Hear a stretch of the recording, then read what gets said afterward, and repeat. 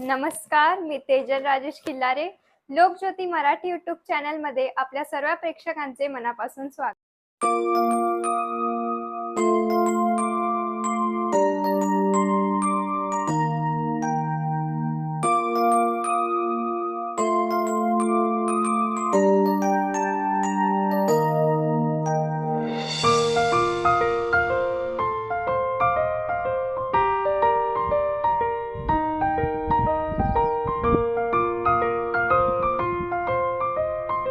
जय भीम. मी संदीप महाडिक, नालासोपारा इथून प्राचीन बौद्ध स्तूप या ठिकाणाहून बोलत आहे. या नगरीचं नाव आहे सुपारक बौद्ध नगरी. आता त्याला नालासोपारा म्हणून म्हटलं जातं. या स्तूपाविषयी माहिती तर आपल्याला बऱ्यापैकी ठिकाणी आपल्याला भेटते आहे. ती अशी आहे की इथे सम्राट अशोकांनी आपल्या मुलगा आणि मुलगी संघमित्रा आणि महेंद्र यांना या ठिकाणावरून श्रीलंकेला पाठवलं धम्माचा प्रचार आणि प्रसार करण्यासाठी. पण हा स्तूप इथं बांधला गेलेला आहे. ते पूर्ण नावाचे भंते आहेत आणि ते जैन धर्माचे व्यापारी होते आणि त्या व्यापाराच्या निमित्तानं ते बिहारमध्ये गेलेले होते आणि तिथं बौद्ध धम्माचा त्यांनी प्रवचन ऐकलं आणि त्याच्यानंतर त्यांना असं वाटलं की मी या धम्मासाठी काय दान देऊ शकतो, आणि म्हणून त्यांनी तिथून येऊन या ठिकाणी चंदनाचा स्तूप बांधलेला होता. असं आपल्याला वाचायला भेटतं की त्यांनी हा चंदनाचा स्तूप बांधला आणि त्यांची इच्छा होती की बुद्ध या ठिकाणी येऊन त्याचं ओपनिंग करावं. परंतु आज जे त्याचा प्रचार झालेला आहे की या ठिकाणी बुद्ध आलेले आहेत, पण यावरती शंका अशी येते आहे की बुद्ध या ठिकाणी यायला तर एवढा किलोमीटरचा अंतर पायी ते कसं येऊ शकतील. आपण विचार करणं गरजेचं आहे. आस्था प्रत्येकांना असते, परंतु आपण पण याचा विचार करणं गरजेचं आहे की या ठिकाणी सर्वात मोठी ऐतिहासिक हा स्थळ आहे की या ठिकाणी सम्राट अशोक येऊन गेलेले आहेत, या ठिकाणी बाबासाहेब येऊन गेलेले आहेत. आणि जर जगभरामध्ये बौद्ध धम्माचा प्रचार जर कुठून झाला असेल तर ह्या स्तूपाच्या इथून झालेला आहे. कारण संघमित्रा आणि महेंद्र यांना लंकेला या मार्गे सम्राट अशोकांनी पाठवलेला आहे. आणि म्हणून हा ऐतिहासिक स्तूप आहे. याचं संवर्धन, याचं संगोपन करण्यासाठी पुरातत्व खात्यांच्याकडे हे काम आहे आणि बौद्ध अनुयायी म्हणून आपली प्रत्येकांची जबाबदारी आहे. आपण या स्थळांना भेटी देणं अत्यंत गरजेचं आहे. कारण आपण आज पाहतोय की आपली अनेक स्थळं आहेत ती अशी मातीखाली गाडली गेलेली आहेत आणि हे गाडली गेलेली आहेत, पण आपण जर आलो नाही तर असेच पडीक राहतील. कारण याच्यावरती देखरेख करणं आपल्या बौद्धांचंही कर्तव्य आहे. तर इथं पुरातत्व खातं ते लक्ष देईल. मी सर्व बौद्धांना आव्हान करतो की आपण जेव्हा कधी आपल्याला सुट्टी असेल, वेळ असेल, तेव्हा आपण ह्या स्थळांना भेटी द्या आणि याविषयी संगोपन, संवर्धन आणि संवर्धन हे पुरातत्व खात्याला आपण यातून जागा करण्याचं काम केलं पाहिजे. सम्राट अशोकांनी एवढं मोठं महान काम केलेलं आहे की 84,000 लेणी, स्तूप, चैत्य, विहार या जगभर त्यांनी निर्माण केल्या. पण आज आपण पाहतोय की ही स्थळं कोणत्या पद्धतीत, कुठे कुठे, कशा पद्धतीत गाडली गेलेली आहेत. तर या सर्व स्थळांवरती आपल्याला या स्थळांवरती जाऊन ती स्थळं त्या ठिकाणी आज आपण हे पाहतोय. हे जे विहाराच्या वरचं टोक आपल्याला आपण समजू शकतो. कारण आपण बिहारमध्ये गेलो तर जिथं बौद्ध गया आहे त्या बौद्ध गयाचं विहार आहे तो 260 फूट उंचीचा आहे. त्याच्यावरती 2 डोंगर रचतील एवढी माती टाकलेली होती. मग ते कसं सापडलं तर इंग्रजांचा जो काल होता त्याच्यामध्ये एक विल्यम रॉबर्ट नावाचा अधिकारी होता. तो 1834 मध्ये त्या ठिकाणी त्याची नेमणूक लागलेली होती. तो दुपारच्या फटक्यामध्ये मार्च महिना होता आणि फेरफटका मारायला गेलेला होता. त्या फेरफटका मारायला जात असताना घोड्यावरती स्वार होत असताना त्यांचा घोडा रस्त्यात पडला आणि त्याच्यानंतर त्यांच्या घोड्याला इजा झाली. तर पायातून त्यांच्या रक्त यायला लागलं. म्हणून त्यांनी त्या तिकडची माती चेक केली तर त्यांना त्या मातीच्या खाली एक नोगडा टोक दिसलं आणि ते टोक दिसल्यानंतर त्यांना असं वाटलं की इथली जागा अजून जरा खोदून साफ करूया. तर त्यांना खोदत गेले तर त्यांना असे नोगडा टोकाचा मोठा व्याप दिसला त्यांना. मग त्यांनी ते खोदायला सुरुवात केली आणि तिथले सर्व जेवढे कामगार होते आपल्या आधिपत्याखाली काम करणारे त्यांना ते खोदायला लावलं. 60 महिने ते खोदायला गेले आणि नंतर मग ते खोदून ते विहार ते पूर्ण वरती दिसलं त्यांना. आणि वरती दिसल्यानंतर त्या मूर्तीचा शोध लागत नव्हता. म्हणजे 1834 मध्ये त्यांनी ते खोदायची सुरुवात केलेली होती आणि खोदता खोदता त्यांना ते 60 महिने गेलेले आहेत. आणि त्या एकूणच ते विहार किती वर्ष मातीत गाडलेलं होतं, तर 1834 ते 1202 मध्ये हे विहार मातीत गाडलेलं होतं. म्हणजे 632 वर्ष त्या बौद्धगयेचं विहार मातीत गाडलेलं होतं. इंग्रजांनी खूप मोठं काम केलेलं आहे की ते विहार खोदून बाहेर काढलं. अशी अनेक स्थळं आहेत, ते पुरातत्व खात्याच्या माध्यमातून हे आपल्याला आता प्रकाशित दिसत आहेत, आपल्याला उजेडात दिसत आहेत. आणि अशीच अनेक स्थळं आहेत. आपण जर बौद्ध लेण्या पाहिल्यात तर त्या डोंगरामध्ये, त्या कपाडामध्ये जे कोरून ठेवण्याचं काम सम्राट अशोकांना का करावं लागलं, कारण त्यांना माहिती होतं आज ना उद्या ही माणसं खोटं बोलतील, पण दगड हा साक्ष देईल. या बौद्ध धम्माचा इतिहास या दगडाच्या माध्यमातून सम्राट अशोकांनी हा उजेडात आणलेला आहे. आणि म्हणून आपण या स्थळावरती येतो तर आपण हे समजून घेणं गरजेचं आहे की हा धम्म हा गेल्या 2000 वर्ष किती मोठ्या कष्टातून, किती त्याच्यावरती हल्ले झालेले आहेत. या देशावर अनेक लोक राज्य करून गेलेले आहेत. आपल्याला सर्व इतिहासात आपण वाचलेलं आहे. या देशावर पोर्तुगीज असतील, मोगल असतील, डच असतील, शंख असतील, हून असतील किंवा 150 वर्षे इंग्रज असतील, पण बाबासाहेबांनी हा बौद्ध धम्म आपल्या ओठीत का टाकलेला आहे, तर त्याला काही कारण होती. बाबासाहेब बौद्ध धम्माची महती सांगताना आपल्याला सांगतात की या देशामध्ये बौद्ध कालामध्ये स्थापत्य कला, मूर्तिकला आणि चित्रकला इत्यादी नाना कलेंचा विकास झाला. बौद्ध कला, साहित्य आणि तत्वज्ञानाची इतकी भरभराट झाली की विदेशातले सर्व विद्यार्थी या देशामध्ये नालंदा आणि तक्षशिलामध्ये दाखल झाले. त्यापूर्वी कधीही असा वैभव या भारताला प्राप्त झाला नव्हता. बाबासाहेबांनी हा जो धम्म दिलेला आहे तो या देशाची प्रगती करण्यासाठी दिलेला आहे, देशाच्या उन्नतीसाठी दिलेला आहे. आणि जगातली सर्व मानवता ही एका कवेमध्ये बौद्ध धम्माच्या ओटीमध्ये कशी येतील यासाठी बाबासाहेबांनी हा धम्म, हा विचारधारा दिलेली आहे. धम्म म्हणजे विचार आहे, बुद्ध म्हणजे ज्ञानी.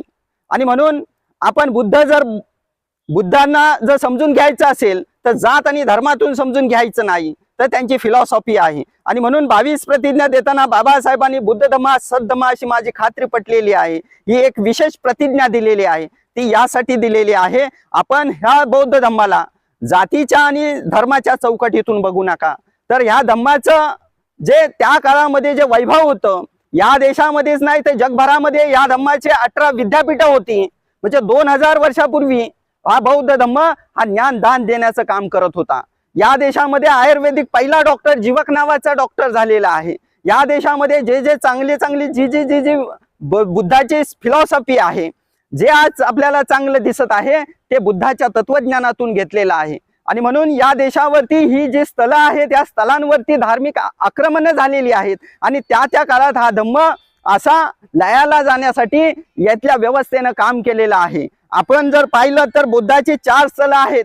ते 4 स्थळं कोणती आहेत, तर बुद्धाचा जन्म ज्या ठिकाणी झाला ते निंबुनी असेल, बुद्धांनी पहिलं ज्ञानप्राप्ती केली ते बौद्धगया असेल, किंवा बुद्धांनी पहिलं प्रवचन दिलं ते सारनाथ असेल, किंवा बुद्धाचं जिथं महापरिनिर्वाण झालं ते कुशिनारा असेल. आपण ही 4 स्थळं बौद्ध धर्माच्या प्रत्येक अनुयायानं बघणं, पाहणं खूप गरजेचं आहे. कारण आपण विज्ञानाला जेव्हा आपण बोलतो, आपण विज्ञान मानतो तर विज्ञान प्रमाण मागतं. आणि म्हणून बुद्धाचे ज्या ठिकाणी पाय लागलेले आहेत, आपण आस्थावादी लोक नाहीत, आपण प्रयत्नवादी वास्तव्यवादी लोक आहोत. आणि बाबासाहेबांना आपल्या धम्म हा ओटीत टाकलेला आहे, तर आपण त्याच दृष्टिकोनातून हा धम्म समजून घेण्याचा प्रयत्न करूया. ही 4 स्थळांवरती बाबासाहेबांनी आपल्याला का जायला सांगितलेलं आहे. या ठिकाणी बाबासाहेब 6 मे 1955 मध्ये आलेले आहेत. वैशाखी पौर्णिमा होती आणि या टायमाला इथं येऊन बाबासाहेबांना प्रवचन दिलेलं आहे. आणि त्या प्रवचनाचा जो मार्ग सांगितलेला आहे की बौद्ध धम्माचं सार, म्हणजे बौद्ध धम्माचं सार सांगताना बाबासाहेबांनी कोणत्याही कर्मकांडाला, कोणत्याही श्रद्धेला, कोणत्याही रूढीला मान्यता दिलेली नाही, तर बौद्ध धम्माची फिलॉसॉफी इथं मांडलेली आहे. आणि ती फिलॉसॉफी बाबासाहेबांसमोर 3 मुद्दे होते. एक तर या देशातीलच नाही तर जगातील प्रथम त्यांनी व्यक्ती समोर ठेवलेला आहे, त्याच्यानंतर समाज समोर ठेवलेला आहे आणि त्याच्यानंतर देश ठेवलेला आहे. म्हणून बाबासाहेबांना व्यक्ती, समाज आणि देश या दिशेने घेऊन जायचा होता. आणि म्हणून याच ठिकाणी बाबासाहेबांनी हे ऐतिहासिक त्यांचं भाषण दिलेलं आहे. त्या भाषणाचा आपण प्रत्येकाने अभ्यास करणं गरजेचं आहे. ते भाषण 1955चं आहे. ते आपण प्रत्येक बौद्धांनी वाचणं गरजेचं आहे. जर आम्ही स्वतःला बौद्ध म्हणत असू तर आपल्याला या स्थळांबरोबर ते भाषणही समजून घेणं गरजेचं आहे. आणि म्हणून व्यक्ती, देश आणि समाज हा मिळूनच आज आपल्याला या ठिकाणी काम करता येईल. कारण बुद्ध ही एक विचारधारा आहे आणि ही विचारधारा असताना या जगातल्या सर्व जे उपेक्षित घटक आहेत त्यांना ही विचारधारा कशा पद्धतीत तुम्ही पोचवाल ते ह्या स्थलांच्या माध्यमातून बाबासाहेबांनी त्या स्थळाला भेटी दिलेल्या आहेत, त्या ठिकाणी भाषणं केलेली आहेत, ते आपण समजून घेणं अत्यंत गरजेचं आहे. बाबासाहेबांनी कोणतीही गोष्ट आपल्याला अशीच ठेवलेली नाही, प्रत्येक गोष्टीवरती सोल्युशन दिलेलं आहे, पर्याय दिलेले आहेत. आणि म्हणून 22 प्रतिज्ञा देताना त्यांनी कोणत्या धर्माला किंवा देवाला टार्गेट म्हणून दिलेला नाहीत. तर या देशाची जी अधोगती झालेली आहे ती अधोगती कशी झालेली आहे आणि पुन्हा हा देश वैभव प्राप्त घेऊन जायचा असेल तर बाबासाहेबांनी मी समता प्रस्थापित करण्याचा प्रयत्न करेन, मी सर्व मनुष्य मात्र समान आहेत असे मानतो, या प्रतिज्ञेच्या माध्यमातून आपली जबाबदारी सांगितलेली आहे. संविधान त्यांनीच लिहिलेलं आहे, पण संविधानाला राबवण्यासाठी कार्यक्रम जो दिलेला आहे तो 22 प्रतिज्ञा म्हणून दिलेला आहे. कारण संविधान 22 प्रकरणात लिहिलेला आहे आणि धम्म देताना, दीक्षा देताना हा दीक्षेचा कार्यक्रम, विधीचा कार्यक्रम हा 22 प्रतिज्ञा दिलेला आहे. आणि म्हणून संविधान आणि धम्म हा एकच आहे. म्हणजे संविधान म्हणजे धम्म आणि धम्म म्हणजे संविधान, हे समीकरण बाबासाहेबांना घडवायचं होतं. परंतु त्यांना राजकर्ते म्हणजे देशाची संविधान राबवणारी लोक तशी दिसत नाहीत. म्हणून लोकांच्या जगण्याचा भाग हा धम्म कसा होईल, म्हणून हा धम्म 22 प्रतिज्ञेच्या माध्यमातून आपल्या समोर आणलेला आहे. आणि ह्या स्थलांवरती बाबासाहेबांनी ही स्थलं आपल्याला, बाबासाहेब होते म्हणून आपल्याला धम्म भेटला, बाबासाहेबांनी आपल्याला दीक्षा दिली म्हणून आज आपण या स्थलांना भेटी द्यायला येत आहोत. पण बाबासाहेबांनी हा धम्म देत असताना बाबासाहेबांनी या धम्मावरती जी व्याख्यानं दिलेली आहेत, भाषणं दिलेली आहेत, तेवढेच नैतिक जबाबदारी आपली समजून घेण्याची आहे. आणि म्हणून मला या ठिकाणी या चॅनलवर हा एक संदेश द्यावासा वाटतोय की या ठिकाणी तुम्ही जर आलात तर येताना खाली डोक्याने आलात, रिकाम्या डोक्याने आलात तरी चालेल, परंतु जाताना इथून विचारधारा घेऊन जा. बाबासाहेबांची भाषणं त्या ठिकाणची वाचा आणि समजून घ्या. हा धम्म किती 2000 वर्ष या धम्मावरती आक्रमण झालेली आहेत, त्याच्या तत्वज्ञानावरती झालेली आहेत. कारण बुद्धाला विष्णूचा अवतार केलेला आहे, त्याच्या धम्माला धर्माची शाखा केलेली आहे, हे तर आपण सर्वांना माहिती आहे. आणि म्हणून 22 प्रतिज्ञेत हे सर्व खोटं कसं आहे ते दाखवण्याचं काम बाबासाहेबांनी केलेलं आहे. कारण या देशामध्ये जी व्यवस्था आहे ती सतत धम्मावरती आक्रमण करण्याचं काम करत आहे.